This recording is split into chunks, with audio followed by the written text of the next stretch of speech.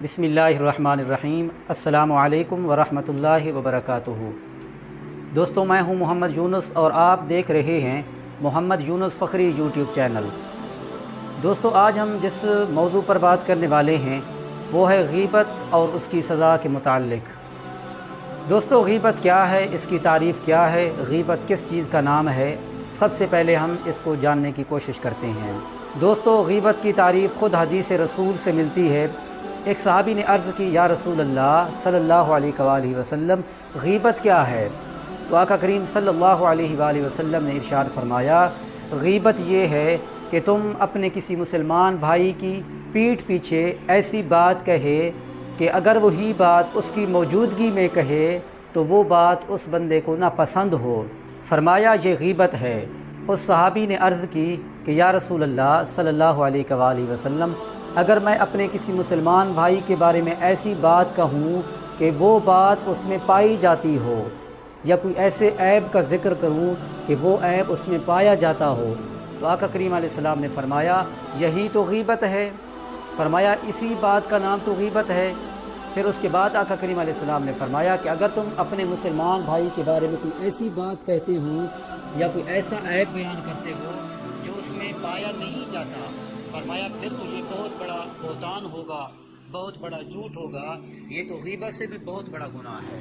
तो दोस्तों, कुरान व हदीस में जा बजा गीबत करने से मना किया गया। अल्लाह रब्बुल इज़्ज़त ने कुरान मजीद फ़ुरक़ान हमीद में इरशाद फरमाया, बिस्मिल्लाहिर्रहमानिर्रहीम, वला यग़्तब बअदुकुम बअदा अयुहिब्बु अहदुकुम अन याकुला लहमा अख़ीहि मैतन फ़करिहतुमूह। सदक़ल्लाहुल अज़ीम। फरमाया कि लोगों, एक दूसरे की गीबत न किया करो। क्या तुम में से कोई बंदा इस बात को पसंद करेगा कि वो अपने मुर्दा भाई का गोश्त खा ले, कि वो अपने मुर्दा भाई का गोश्त खा ले? फिर आगे अल्लाह ने खुद फरमाया, फ़करिहतुमूह, ऐ लोगों, तुम अपने मुर्दा भाई के गोश्त खाने को न पसंद करोगे, उसका गोश्त नहीं खाओगे। फरमाया जिस तरह तुम अपने मुसलमान भाई के गोश्त खाने को नापसंद करते हो, इसी तरह अपने किसी मुसलमान भाई की गीबत भी न किया करो। इसी तरह हदीस पाक में आता है, आका करीम सल्लल्लाहु अलैहि वसल्लम ने इरशाद फरमाया, अल गीबतु अशद्दु मिनज़्ज़िना। फरमाया कि लोगों, गीबत करना ज़िना से भी बदतर गुनाह है। इस हदीस पाक के ज़िमन में इमाम गज़ाली रहमतुल्लाह अलैह फरमाते हैं कि गीबत के गुनाह को ज़िना से भी बदतरीन इसलिए कहा गया है। वो फरमाते हैं क्योंकि जो बंदा ज़िना करता है वो फिर अल्लाह की बारगाह में आता है, माफ़ी मांगता है, तो इस बात की उम्मीद की जाती है अल्लाह की बारगाह में कि वो अल्लाह ताला उसके उस गुनाह को माफ़ कर दे।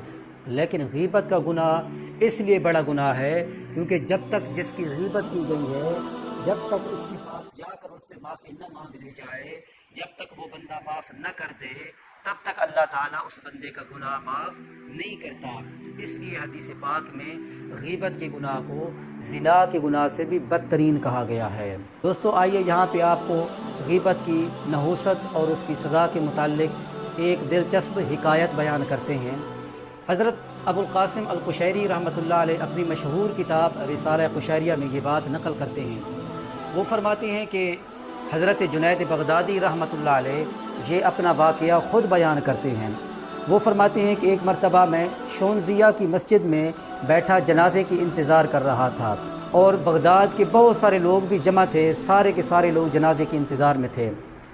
हज़रत जुनैद बगदादी रहमतुल्लाह अलैह फरमाते हैं, मैंने देखा कि एक नौजवान है जो मुझे बज़ाहिरन इबादत गुज़ार नज़र आता था। तो वो फरमाते हैं, मैंने देखा वो लोगों के पास जा रहा है और हर किसी के आगे हाथ फैलाकर भीख मांग रहा है। तो मैंने उसके इस अमल को बुरा जाना।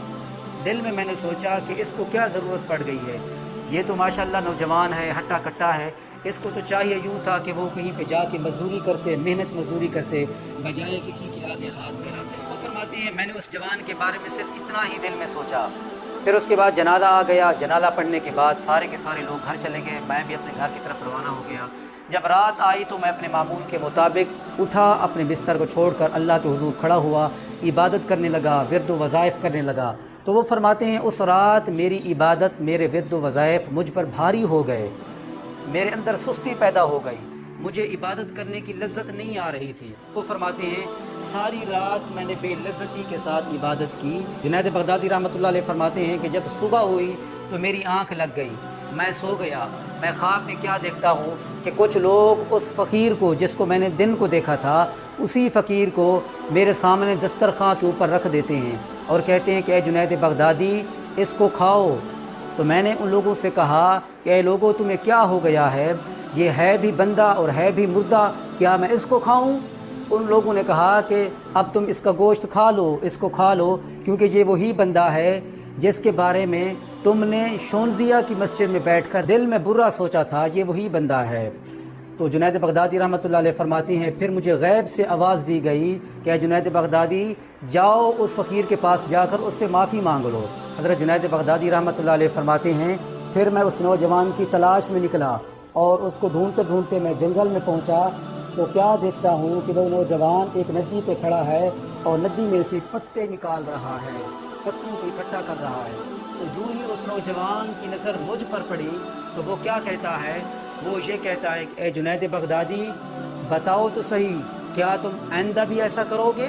تو جنید بغدادی رحمۃ اللہ علیہ فرماتے ہیں میرے پاؤں سے زمین نکل گئی، میں حیران ہو گیا کہ یہ کوئی عام شخص نہیں بلکہ اللہ کا ولی ہے۔ تو فرماتے ہیں پھر میں اس کے قریب ہوا، میں نے اس سے معافی مانگی، پھر اس بزرگ نے، اس نوجوان نے، اس فقیر نے میرے لیے بھی بخشش کی دعا کی اور اپنے لیے بھی بخشش کی دعا کی۔ اب دوستو اس حکایت کا مقصد یہی ہے کہ ہم ایک تو ظاہراً بھی کسی کی غیبت کرنے سے اپنے آپ کو بچائیں، اپنی زبان کے ذریعے بھی کسی کی غیبت نہ کریں، اپنے فعل اپنے حرکات کے ذریعے بھی کسی کی غیبت نہ کریں، حتیٰ کہ کسی کے بارے میں دل میں بھی برا نہ سوچیں۔ اگر حقیقتاً دیکھا جائے تو جو بندہ جان بوجھ کر، ایسے نہیں بلکہ اگر کوئی بندہ جان بوجھ کر کسی کے بارے میں دل میں برا سوچتا ہے تو یہ بھی در حقیقت ایک بہت بڑا گناہ ہے۔